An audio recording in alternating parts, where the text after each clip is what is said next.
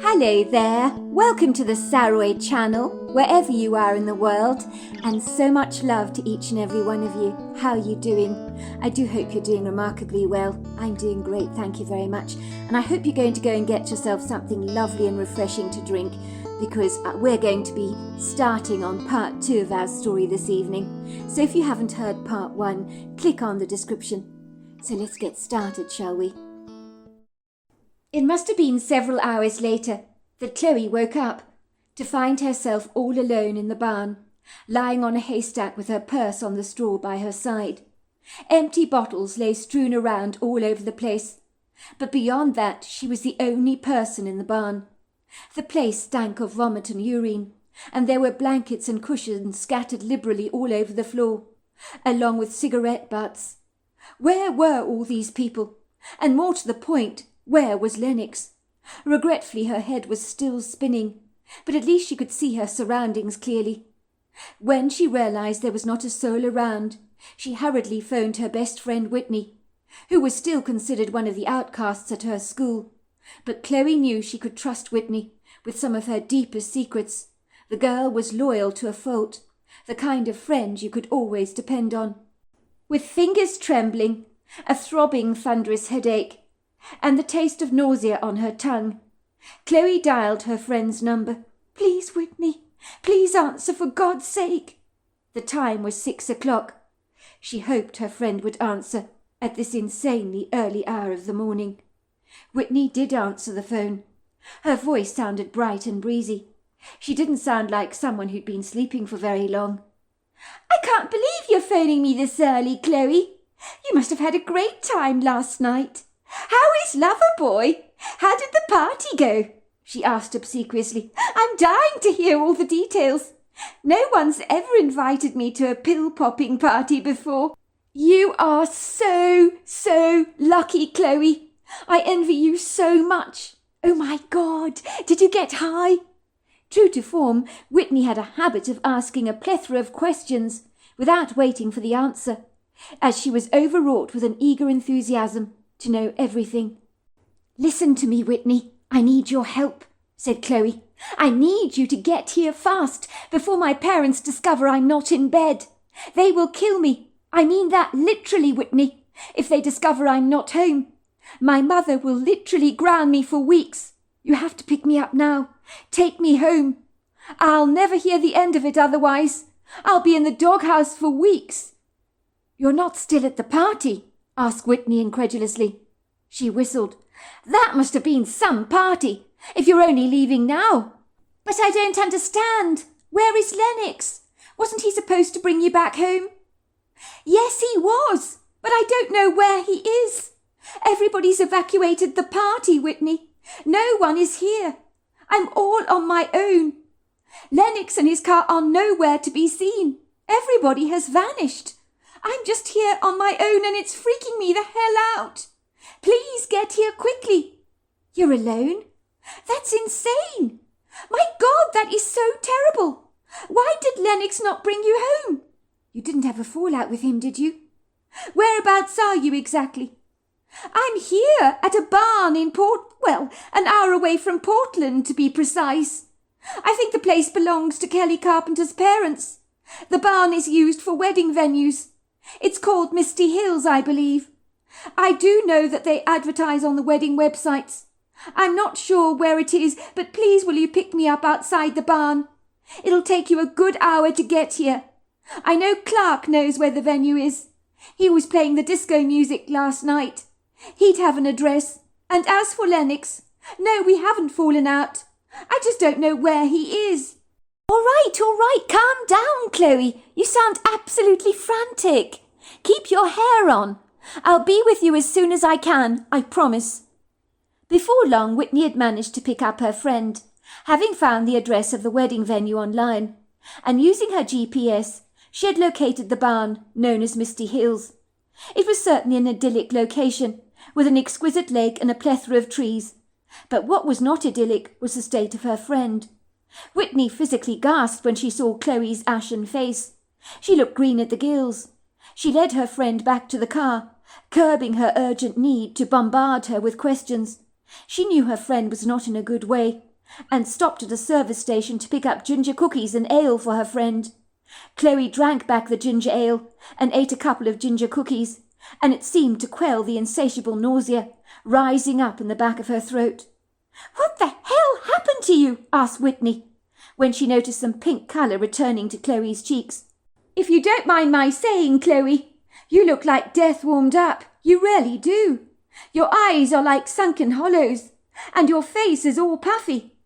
Whitney focused intently on her friend. "And where the hell did Lennox get to? I thought he was a perfect gentleman. It's unlike him to abandon you like that. That guy has some explaining to do. You're going out and he drops you like a hot potato and leaves you at the party. What the hell is wrong with him? Who does that? I really liked him, Chloe, but the fact that he did this to you makes me highly doubt his integrity." "Don't be mean about him, Whitney. You don't know what you're talking about. I'm sure he has his reasons for abandoning me. Don't jump to conclusions. He wasn't in a good way either," said Chloe. "I couldn't even wake him up myself. He was out cold last night.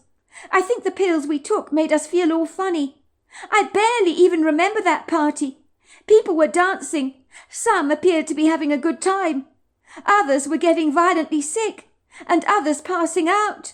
It was so horrible." "My God! And to think that I was actually envying you.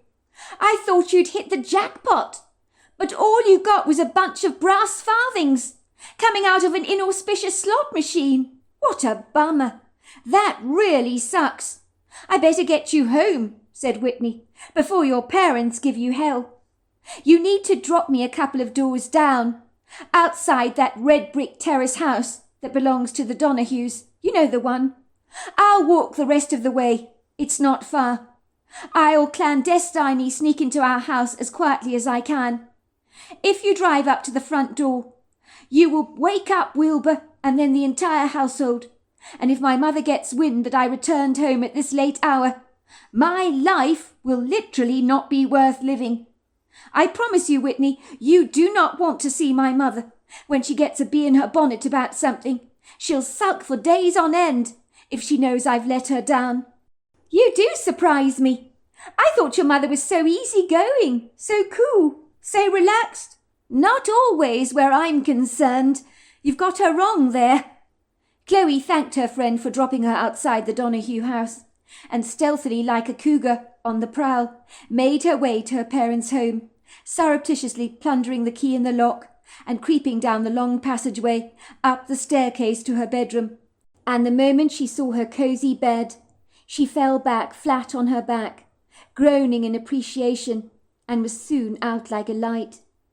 When Sheila Dyer woke up from her blissfully pleasant, rather invigorating sleep, she glanced briefly at her bedside clock. It was 9 o'clock in the morning, and her husband's side of the bed was cold.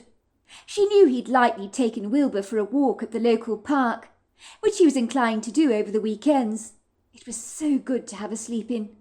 She wondered how her daughter's party had gone. She smiled contentedly to herself, for in recent months her daughter Chloe had blossomed from a rosebud into a rose. She hadn't failed to notice her daughter's confidence growing in leaps and bounds since her braces were removed, and her ugly glasses had been replaced by contact lenses. Even more phenomenal was that her daughter had shed all her puppy fat and had become a junior cheerleader after rigidly sticking to a healthy diet in which she had lost a significant amount of weight. Chloe had been dating Lennox Miller, who was the most popular boy in school, and Sheila was surprised that her daughter was bewildered that Lennox could even like her. How could her daughter have so little self-assurance? Did she not realize how beautiful she was? "I cannot believe he likes me, Mum," Chloe had said incredulously. "I mean, he could have any girl in school he wants, and he chooses me. I can't believe it."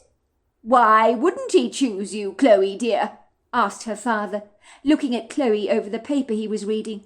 "That boy is very lucky to be dating you, Chloe, and don't you forget that for a minute.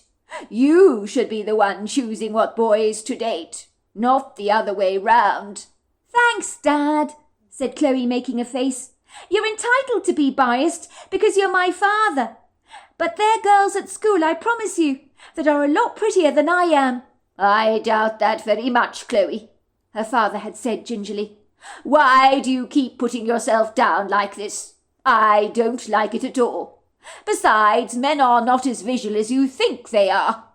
Whoever said that is talking buldash. Indeed, I think it's the other way round.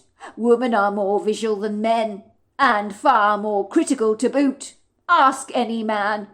We're looking for more than just a pretty face in a woman. We like a woman that makes us laugh, and whose company we thoroughly enjoy. Look at your mother. She's beautiful. But I hate to say this, I'd have lost interest in her a long time ago if she wasn't fun to be around. People want to hang around people they enjoy being with. You would do well to remember that. We live in a world where people put far too much emphasis on the physical appearance. And in truth, that is deceptively shallow, for that is not what holds a relationship together. Ask your mother about that. Your father's absolutely right, Chloe, her mother had said. A pretty face, it helps, but it's not good enough in a long-standing relationship. Look at all the celebrity marriages. They keep failing. And why? It's personality conflicts. Good looks are not going to glue a relationship together. It's impossible for that to happen. Superficial foundations are never enduring. Everybody knows that. And if they don't, they're not very bright. I hope you're right, Mum, said Chloe. I do want to believe that Lennox likes me for me, and not just because of my face. Chloe's mother climbed out of bed, washed her face, brushed her teeth, and put on a cool summer dress and a cashmere sweater. As even though it was supposed to be summer, there was a discernible chilly nip in the air. She was eager to find out how Chloe's party had been, but when she creaked open her daughter's bedroom door and peered inside, she noticed Chloe was sound asleep. It looked like she'd gone to bed in all her clothes. She must be shattered, Sheila thought. Poor thing. She took on more than she could chew last night, with that late-night party of hers. I'll leave her to sleep in. She trotted nonchalantly down the staircase to hear the sound of her husband's car engine backing in the driveway as he parked. Wilbur bounded happily out of the passenger side door of his white Honda. Sheila smiled when she saw her husband climbing out of the car, with a brown paper bag and a newspaper in his hand. She knew he had taken Wilbur for a walk in the park and popped off at the bakery to buy some croissants and some quiche for breakfast. It was so typical of her husband to be so considerate. "Where is Chloe?" asked Mr. Dyer, as his wife placed the croissants on a tray and threw them carefully into the oven to warm up. "I think we should leave her be, sweetheart," said Sheila Dyer. "Do you know she went to bed in all her clothes? I think that must have been some party she had last night. She's clearly not used to dancing the night away. She's completely exhausted." "I'm glad I'm not that age any more," said her husband, settling happily into the chair around the kitchen table and opening out the newspaper. "I think kids have it a lot harder these days, with all that pressure from social media. I'm glad I wasn't born in this generation. I'd have hated all that." "Me too, my darling," said Mrs. Dyer. "I am so glad I was not born in this generation." She nodded in agreement. It was at 3 o'clock in the afternoon that a police car rolled up outside the Dyer residence. Chloe had still not made an appearance from her bedroom, but Sheila Dyer knew very well that teenagers, if given the chance, would happily sleep their life away. She peered out of the living-room window that overlooked the front yard and, of course, the driveway. She and her husband had been thoroughly enjoying some afternoon tea together, and both of them were reading detective novels. "It's the police," she said to her husband. "What the hell are they doing at our house?" Two rather solemn-looking plainclothes officers were knocking at the Dyers' front door. A man and a woman. "I better go and answer that," said Mrs. Dyer, shaking her head. "Why do they have to disturb us on a Sunday?" Soon she led them into the living-room, insisting that they both took a seat, which they did rather reluctantly. Sheila Dyer noticed that both of the officers seemed unusually twitchy, as if they were extremely troubled about something, and were trying their damnedest to look calm and collected, with very little success. The man appeared to be in his early 40s, and was wearing a Burberry raincoat over his clothes, which wasn't remotely surprising, as the overcast weather had been drizzling with rain all day. The man looked unusually sombre, as if he was carrying the weight of the world on his shoulders, but Sheila secretly suspected he always looked like that, the kind of person who took life far too seriously.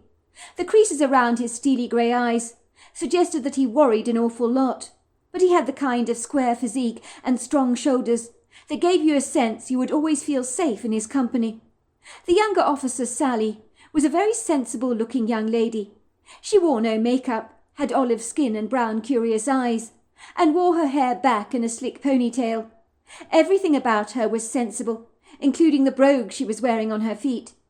She was wearing black cotton pants that flared at the bottom, and a tight-fitting black jacket. "Ma'am," said the officer, "my name is Detective Leonard Kingsley, and this is Detective Sally Bale. I'm wondering if I might have a word with your daughter Chloe. It is of the utmost importance we speak to her now." "What is this about, officer?" asked Mr. Dyer, growing increasingly concerned. He pulled the glasses off his face to stare at the officer squarely. "It's concerning the party she attended last night. I understand she was taken to the party by a Lennox Miller. Is that right?" "That's right, officer," said Sheila Dyer gingerly. "I'm afraid Chloe is fast asleep right now. I think that was quite some party she had last night. She's totally exhausted, but I'll go and wake her up right now." "I would be most obliged, ma'am. I appreciate it." Moments later, a dishevelled-looking Chloe, with fly-away frizzy hair that looked as if it had been through a feisty windstorm, and a complexion so white she appeared to look ghost-like, was led into the living room by her mother. Her heart was pounding a dime to a dozen. Her palms were sweating profusely. Why would a detective want to speak to her, of all people? What would Lennox think if she blabbed about the pill-popping party? Worse still, what would her parents think if they unveiled the truth of what she'd been up to last night? If they were to find out a whisper of the fact that she'd been popping pills of any kind, they would be absolutely mortified. Her father abhorred drugs, but maybe he wouldn't be quite so offended by prescription medications. But she couldn't be sure. After all, they had been prescribed by a doctor. They'd obviously be harmless. She had sworn to Lennox she wouldn't tell anyone about these private parties and about the pill-popping. She felt rather annoyed and let down by Lennox for leaving the party without her, but no doubt he'd have a credible explanation for what had transpired that evening. He had been in a bad way when she saw him last.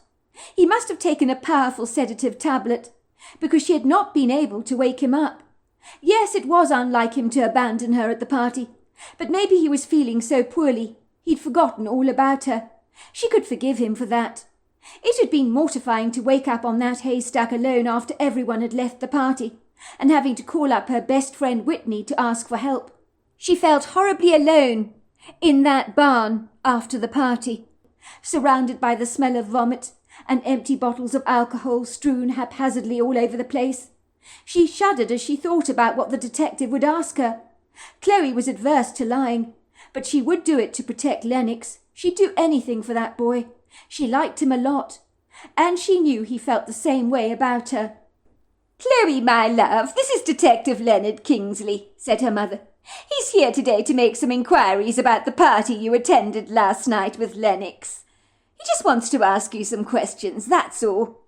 Chloe's eyes grew wide like saucers, and Detective Kingsley could see the fear in their depths, as she twiddled her fingers awkwardly, and in a quiet whisper said, "Yes? What about the party?" On seeing Detective Kingsley, it did not escape Chloe's attention that this man with the discerning sharp eyes that studied her reactions beadily would not easily be fooled or fobbed off. Chloe was certain he could spot a liar quicker than her father would spot a math mistake, and that meant he was on the ball with his game, which made her feel ever so slightly intimidated. She tried to appear nonchalant and vague, but the throbbing headache she had inherited from last night's party hammered away against her temple and the back of her eyes like an ice pick. She had never experienced a throbbing headache like this before. This must be the famous migraine headaches her mother had drawn reference to over the years, declaring them on one occasion as being the headaches that were so bad you could actually be hospitalized from them. "Believe me, Chloe," her mother had told her, "when you get a migraine headache like that, you want the ground to swallow you whole."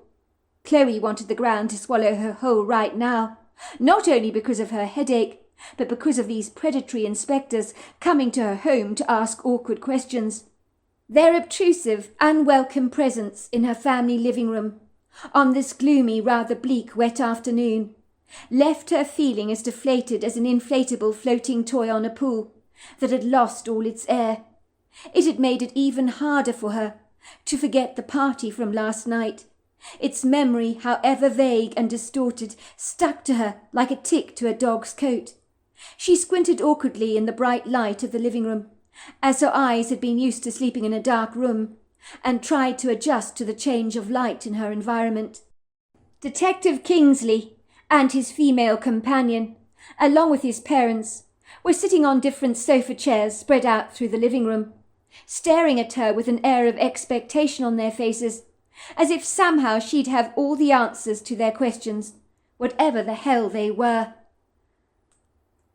"I understand, Miss Dyer, that your boyfriend, Lennox Miller, took you to a party at Misty Hills last night. Did he bring you back after the party to your parents' house?" Chloe felt the bile rising up the back of her throat. She felt as if she wanted to throw up the contents of her stomach. She took in a deep breath and said timidly, "Of course he dropped me back here last night, at midnight. That's right, he dropped me back here." "You see, Miss Dyer, we're doing a missing persons investigation. Leonard Miller has gone missing. You were the last person to be seen with him. So you say he dropped you off at midnight?" Chloe's face reddened. It seemed that she was lost for words, opening and closing her mouth like a goldfish. "Missing?" she said gingerly. I don't understand. We were together last night at the party. We were together." "You see, Miss Dyer, Lennox never returned to his home last night." "But that doesn't make any sense. I don't understand." "Miss Dyer, we know all about the illegal party held at Misty Hills by Kelly Carpenter while her parents were away. We know this because this morning one unfortunate young lady went into cardiac arrest and was taken urgently to hospital," said the detective. "She's very lucky to be alive and is currently gravely ill in hospital." "Oh, my goodness! Cardiac arrest!" said Mrs. Dyer, gasping. "You're telling me, detective, that a young girl went into cardiac arrest at a party that my girl attended last night? There must be a dreadful mistake. Teenagers don't have heart attacks." "I'm afraid they can have heart attacks, Mrs. Dyer, if they put their lives in jeopardy, which many foolish teenagers did last night. The party your daughter attended last night was a pill-popping party, Mrs. Dyer, and the kids tend to take all manner of prescription medications that they steal from their family and friends. They pop these medications at parties in the hope that they will experience a high. It has recently become a popular trend, I'm afraid, sometimes with very deadly consequences. Last month a young man died from a party like this in Houston, Texas. He had high blood pressure, medications in his bloodstream, antidepressants and tranquilizers, along with sleeping pills. He was found dead at that party, floating on the swimming pool. But he wasn't dead from drowning. He died from the intoxication and the mix of these drugs with alcohol." "Chloe, is this true?" asked her father, his voice sounding cracked. "Did you go to a pill-popping party last night?" Chloe stood there, growing red in the face. She started to bite her nail awkwardly, pulling away the skin from its folds. "Chloe, you did not take any tablets last night, did you? You would not be so carelessly stupid, would you?" came the stern voice of her father. I think we've talked about drugs enough in this household of ours. I've warned you on the dangers. You were not taking pills, were you, Chloe?" Of course not," said Chloe, trembling. I didn't take any pills," she lied. I wouldn't do that." "This is very important, and I want you to think clearly. Did Lennox take any pills, Chloe? It's very important that you can remember," asked the detective. Chloe nodded. "I think he did. Yes, he did," she confessed, realizing suddenly that lying about what Lennox had taken might impede the police investigation. And what if the tablets had genuinely harmed him? Last time she remembered poking him, he had been out cold. "Now I want you to think, Chloe. Did he take a green and purple tablet by any chance?" Yes, he did actually. I think he took 2 of them." "If he took these tablets, Miss Dyer, I put it to you he would not have been able to take you home in his car. If he took those tablets, he would definitely have blacked out. One of those tablets could knock out a rhino. And if Lennox took 2 of these things, he would have been out cold." Chloe bit her lip, so very hard that the blood spurted into her mouth. She grimaced, restraining herself from telling a lie, although every part of her was persuading her to do just that. A little persuasive voice was jabbing itself in her head, saying, "You'll get into trouble. You'll get into trouble. Say nothing. Say nothing. Say you can't remember. Plead ignorance." There was a long, stoic silence as the 2 detectives studied Chloe closely. The very discerning Detective Kingsley could tell immediately that this young, rather well-raised girl was inwardly squirming. Her face was the colour of a beetroot. She was finding it very challenging to lie. It wouldn't be difficult to get the truth out of her, unlike some hardened, belligerent teenagers he was well acquainted with, that were as difficult to crack open as a hard-boiled egg. "Look, I understand this is extremely difficult for you, Miss Dyer," he said obsequiously. "This is a very serious missing persons investigation. You need to be completely honest with us. You're obliged as a responsible American citizen, for the interest of your friends, to tell us exactly what you remember about the party you attended. I don't want you to protect anyone. That is highly dangerous. It's not the kind of game I recommend you play. It can have far-reaching consequences. You need to realize that this concerns the safety of your friend. So you must tell us absolutely everything you know, and don't leave anything out. Let me tell you this for nothing, young lady. Lennox's life could be in grave danger if we don't find him soon, based on what he has taken. If you hold back any vital information, it will have long-lasting ramifications, and I am quite sure you don't want to have that burning your conscience, knowing that your failure to tell us the truth meant someone was left in a bad way." Chloe, on perceiving the gravity of this very difficult situation, and hearing the detective's ominous words, began to cry. Tears spilled down her cheeks. I'm really sorry, Detective. I lied to you. I did take some tablets myself. It was because everybody was doing it. I thought it would be safe. You know, they're prescription medications. They're authorized by doctors. I didn't think they'd have any side effects." "Miss Dyer, some of the pills authorized by doctors can be highly dangerous if they're taken by the wrong person," said the inspector. "I'm surprised a very intelligent, savvy young girl like yourself does not realize that. Some prescription medications can be deadly.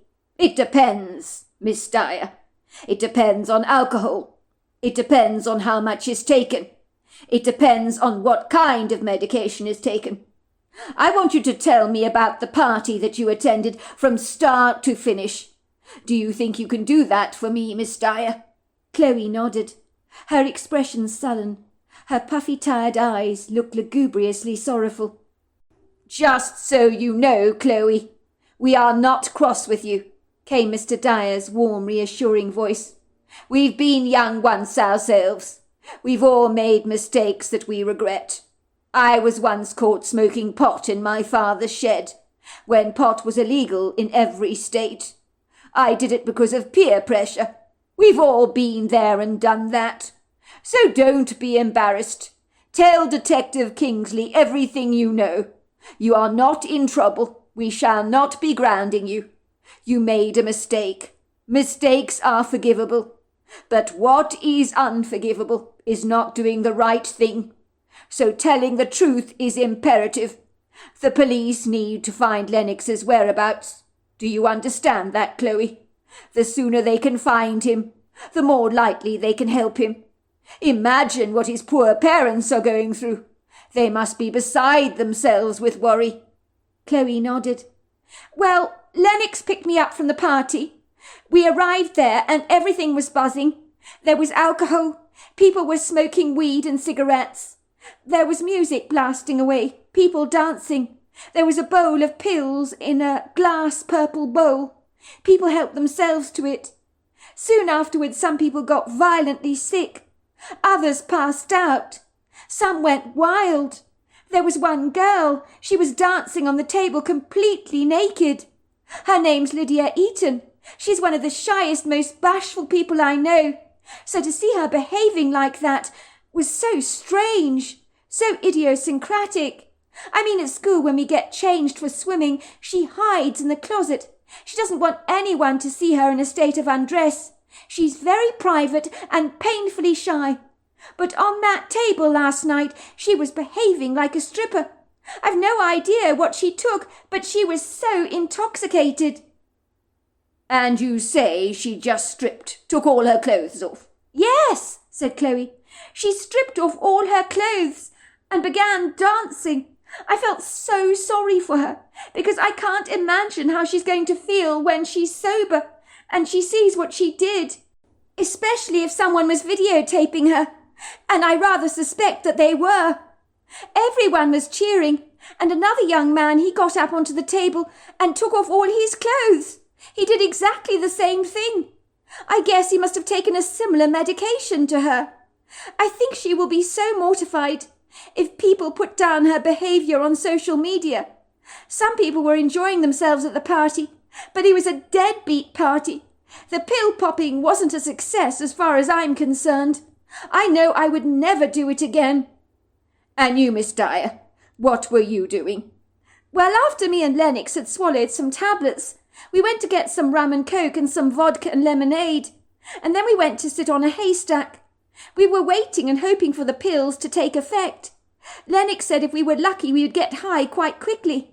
I've never been high before, Detective, and I kind of wanted to experience the euphoric rush that people talk about. But I was also nervous about it. But nothing happened to me, or Lennox. I guess we got dud pills. Well, that's what I thought at the time. There were haystacks all over the venue. As the previous weekend, the place had been hired out for a barn dance, I believe. They were incredibly comfortable, and the host, Kelly Carpenter, put blankets on the haystacks and lots of cushions to make them ever so comfortable. It actually looked amazing, because it's a legitimate wedding venue. All of a sudden, I began to feel, really crap. People's silhouettes became ambiguous and vague. I could barely see people anymore. It was as if everything was growing black. My head was spinning, and I was seeing stars. I wanted to go home. I tried to wake up Lennox, but he was out cold. He failed to respond when I poked him. Later on, I completely blacked out. I would wake up every now and then. I was aware of stuff going on around me, but I was kind of caught up in a trance, I think. Everyone, when I woke up, had left the party. I was completely on my own, and Lennox's car was nowhere to be seen. I automatically assumed he'd driven off without me, forgot all about me. What time was this when you woke up, Miss Dyer? It was about 5 o'clock in the morning. Nobody was there. Everyone had left the party. It was still reasonably dark outside, but the morning was breaking, if you know what I mean. I felt very scared to be all on my own. So how did you get home, Miss Dyer? I phoned my friend Whitney. She looked up the address online and came to pick me up at about 6 o'clock in the morning. I got home at 7:30. I slipped into the house, tiptoed into my bedroom so as not to wake up Mum and Dad. And then when I went to bed, I fell fast asleep. And Mum only woke me up a while ago when you arrived. I'd been asleep for many hours. I had absolutely no idea, Detective, that Lennox was missing. Is he going to be all right? Look, Miss Dyer, at this stage of our investigation, we don't know anything about the welfare of Lennox. But our priority is to find him, and the state of his physical condition. It is, of course, of grave concern to us, especially now you have verified that he took those purple and green pills. That is extremely worrying. Mr. Dyer grimaced. If that ever happens again, Chloe, and you are in trouble of any kind, you need to phone me at once. I will always pick you up. I don't want you to ever forget that. Thanks, Dad. I will make sure I do that. So we establish, based on what you've told us, Miss Dyer, you don't know what became of Lennox Miller, said Detective Kinsley, rubbing his chin reflectively. I do have a blurry memory, Inspector, of people saying they thought he was dead.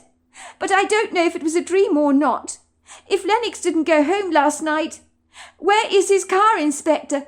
He drives a distinctive gold BMW. That is the interesting question, Miss Dyer, that has left us significantly befuddled. This morning, when we were searching for Lennox Miller, we did discover his car. His gold BMW had been hauled out of the lake on the Misty Hills property, not too far from the barn. It appeared the door had been yanked off the car. We have never seen anything like this before. To be able to yank a door of a car does require superhuman strength. It would seem that the car was in the lake at some point in time. It was pulled out of the lake. By who or what, I do not know. But I hasten to say Lennox was not in the car.